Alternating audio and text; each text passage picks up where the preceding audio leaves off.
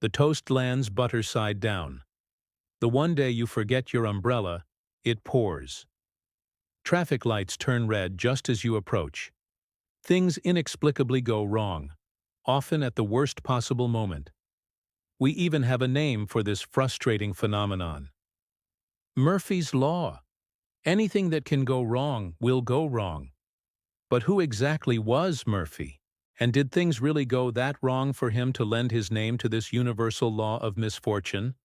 Our story begins in 1949 at Edwards Air Force Base in California, a hub of aerospace innovation in the post-World War II era.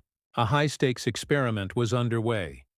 Project MX981, designed to test the limits of human tolerance to extreme acceleration and deceleration using a rocket-powered sled, nicknamed Gee-Whiz.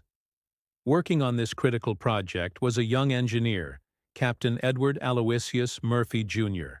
His task was vital: design sophisticated new sensors to accurately measure the incredible G-forces exerted on the sled as occupant.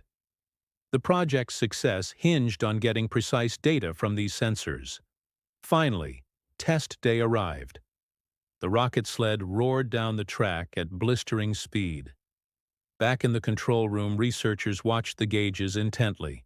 But the readings from Captain Murphy's brand-new sensors showed 0. Absolutely nothing.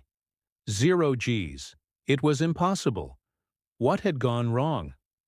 Engineers scrambled to check the sensors. The cause of the failure was stunningly simple, yet utterly complete. There were only 2 possible ways to wire each sensor connector, and the technician had managed to install all 16 sensors using the exact same incorrect method. Not a single sensor was functioning. Upon discovering this basic, yet total error, Captain Murphy reportedly muttered in frustration about the technician, "If that guy has any way of making a mistake, he will." Another version suggests a more general statement. If there are 2 or more ways to do something, and one of those ways can result in a catastrophe, then someone will do it. Whatever Murphy exactly said, the sentiment stuck. Project leader Colonel John Paul Stapp, himself famous for enduring incredible G-forces on the sled, began quoting Murphy's Law at press conferences. Perhaps initially as a joke, he framed it as a crucial principle in safety engineering. Always anticipate what can go wrong.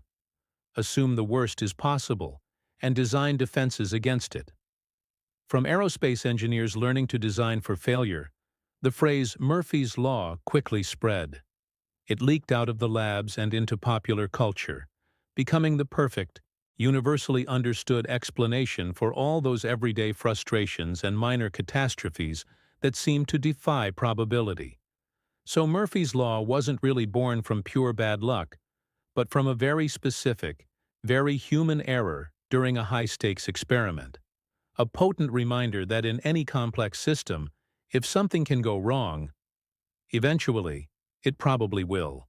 Maybe Captain Murphy wasn't cursed after all, just a very realistic engineer.